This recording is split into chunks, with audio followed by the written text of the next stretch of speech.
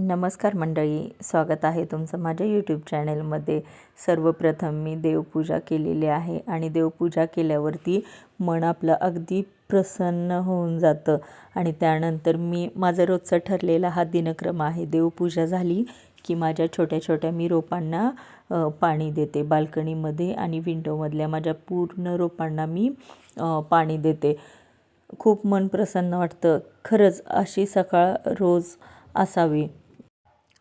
थंडीचे दिवस आहेत, खूप जास्त बाहेर थंडी आहे आणि कडाक्याचं ऊन पण पडलेलं आहे. आधी सुरुवातीला मी आपले मगाने पाणी घातलेलं आहे पूर्ण रोपांना आणि नंतर मी जो स्प्रे भेटतो बघा डीमार्टमध्ये पण अवेलेबल आहे, तर त्याच्याने मी पूर्ण त्याच्या पानांवरती सगळीकडे मी छान असं पाणी स्प्रे करून घेते. कारण आपले रोपं झाड आपले वेल सगळं आपलं टवटवीत दिसतं खूप छान आणि त्यांना पण खूप छान वाटतं. खरंच ही गोष्ट खरी आहे.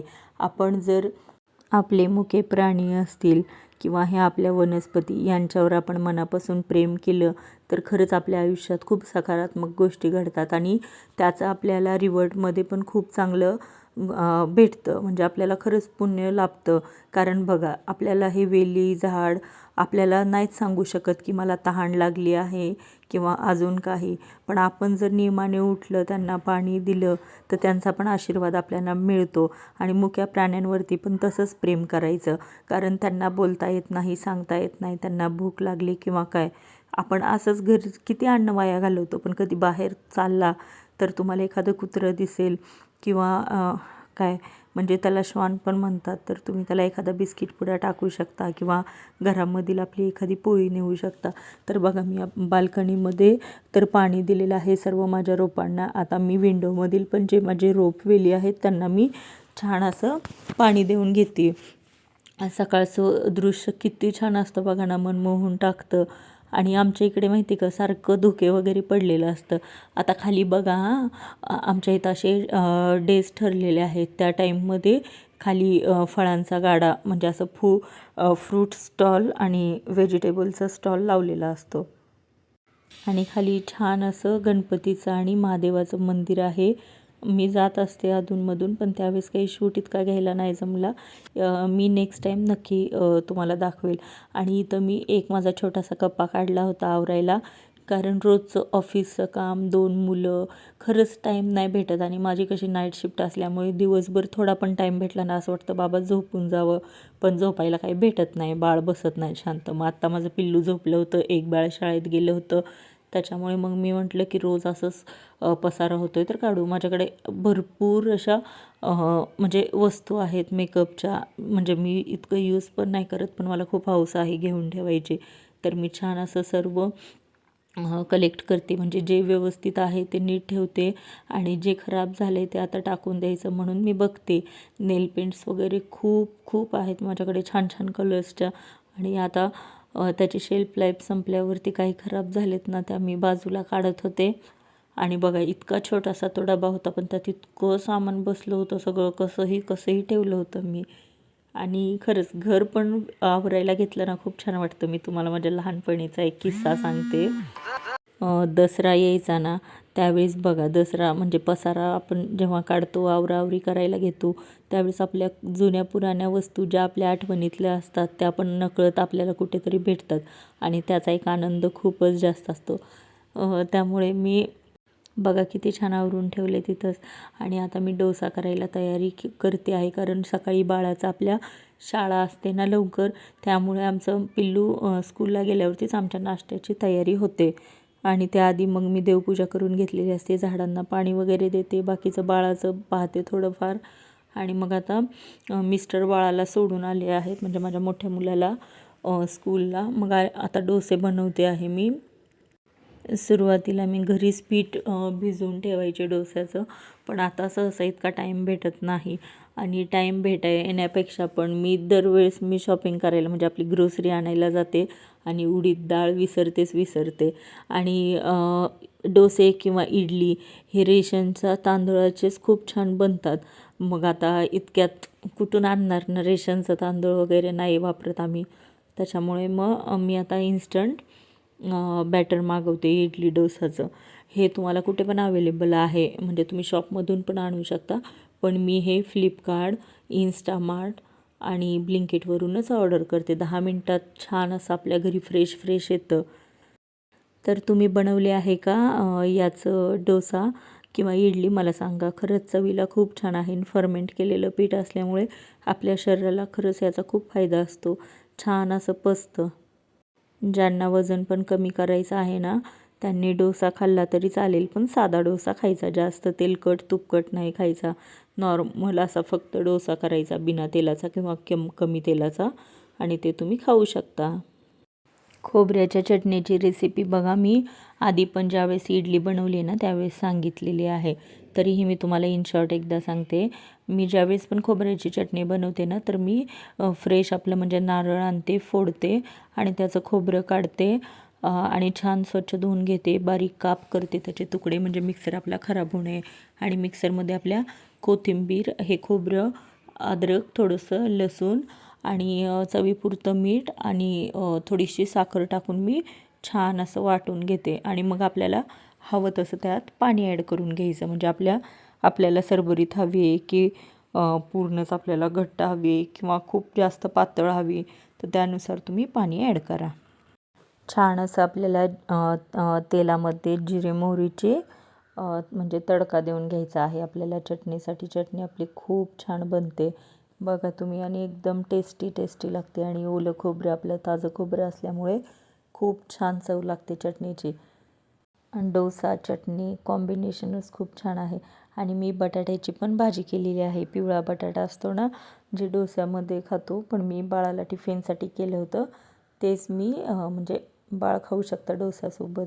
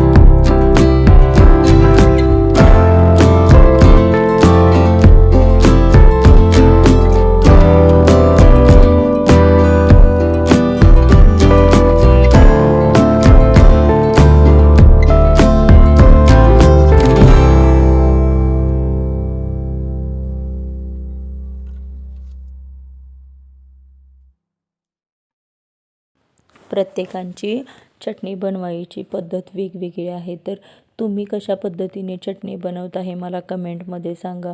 मलाही अजून 1-2 प्रकारच्या चटण्या बनवता येतात. काही जण बघा शेंगदाणे आपले भिजत ठेवतात आणि त्याची चटणी बनवतात. तर आत्ता बघा इथं मी ॲक्टिंग केली आहे फराह खानची. फराह खान नाही का, तिच्या व्लॉग्समध्ये म्हणजे रेसिपी व्लॉग असतात, त्यामध्ये जेव्हा आपण मिक्सर चालवते ना त्यावेळेस म्हणते, अरे मी तो थक गई. तर मग मी आत्ता ते शॉट दिला होता आत्ता तिथे. तर खूप भारी मला त्यांचे व्लॉग्स पाहायला खूप आवडतात. एकदम भारी दिलीप आणि ते छान करतात कॉमेडी वगैरे आणि भारी एकदम ते नॅचरल वाटतं. असं बघताना असं नाही वाटत की ॲक्टिंग करतेत किंवा काय. असं वाटतं की हा तो खराच भोळा एक माणूस आहे आणि खरंच ते छान म्हणजे त्यांचं बॉन्ड वाटतं फराह खानचं आणि ते त्यांचा जो कुक आहे त्याचं.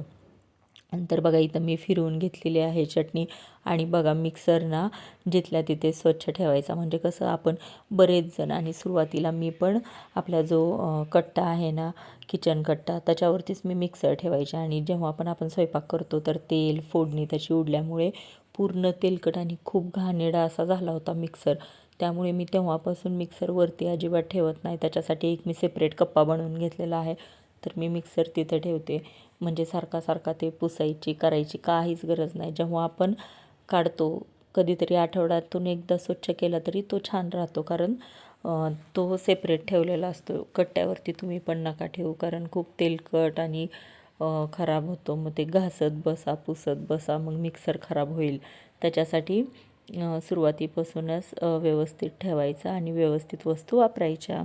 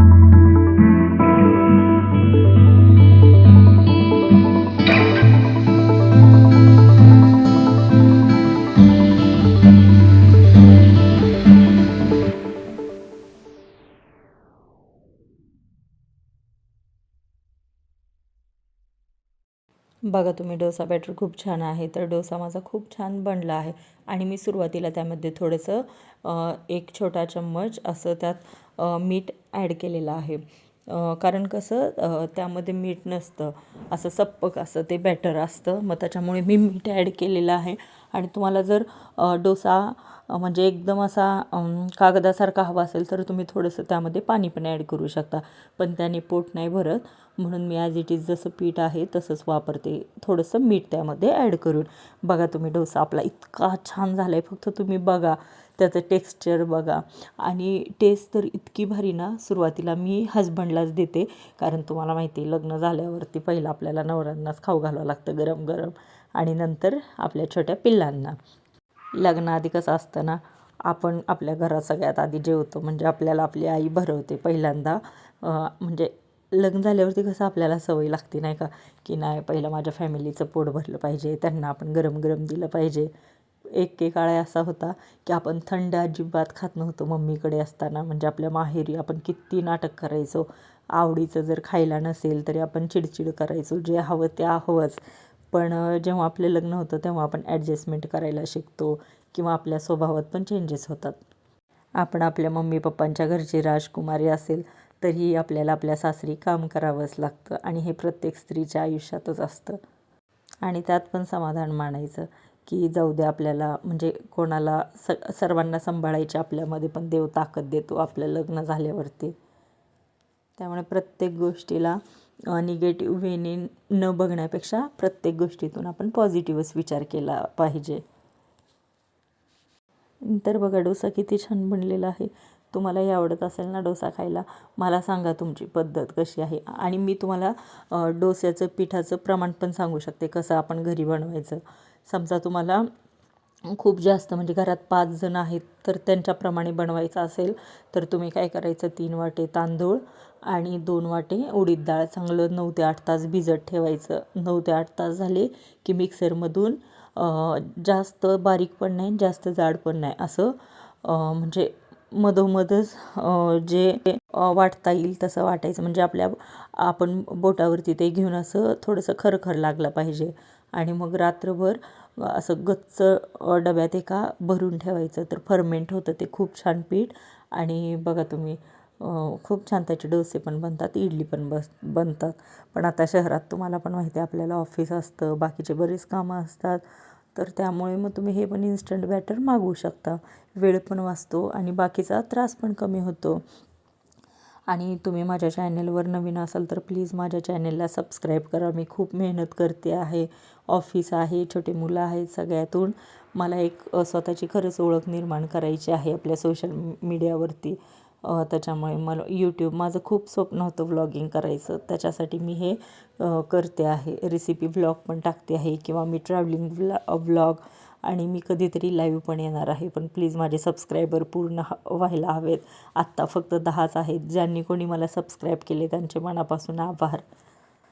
खरंच ज्यांनी मला सपोर्ट केलं, म्हणजे ज्यांनी मला सबस्क्राईब केलं, त्यांचे खरंच मी आभार मानते. आणि प्लीज तुमच्या मित्रमैत्रिणींना माझं चॅनेल्स सजेस्ट करा, शेअर करा, त्यांना सांगा मला सबस्क्राईब करायला. तुमचा एक सबस्क्राईब मला खरंच हिंमत देईल. मी छान कॉन्फिडन्सने अजून छान छान व्लॉग्स व्हिडिओ बनवेल. काही चुकलं असेल माझ्या व्लॉगमध्ये तर त्यासाठी सॉरी. चला आता मी खाऊन घेते. मला तर बाकीच्यांच्याच हातचं खूप आवडतं, कारण रोज आपल्याच हातचं आपण खाऊन बोर झालेलो असतो. तर बघा आता कसा लागतो आहे डोसा, मी बघते. मला माहिती आहे मी नेहमी बनवते, एकदम छान आणि टेस्टी टेस्टी झालेला आहे. तुम्हीही नवीन चॅनल ओपन केलं असेल तर तुम्ही मला सबस्क्राईब करा आणि कमेंटमध्ये तुमचं नाव सांगा, मीही तुम्हाला सबस्क्राईब करेल. सर्वांनी सोबत मिळून पुढे जाऊया, त्याच्यामुळे तुम्ही मला सबस्क्राईब करा, मीही तुम्हाला सबस्क्राईब करते. तुम्हाला माझे व्हिडिओ आवडले असेल तर नक्की लाईक, शेअर आणि सबस्क्राईब करा.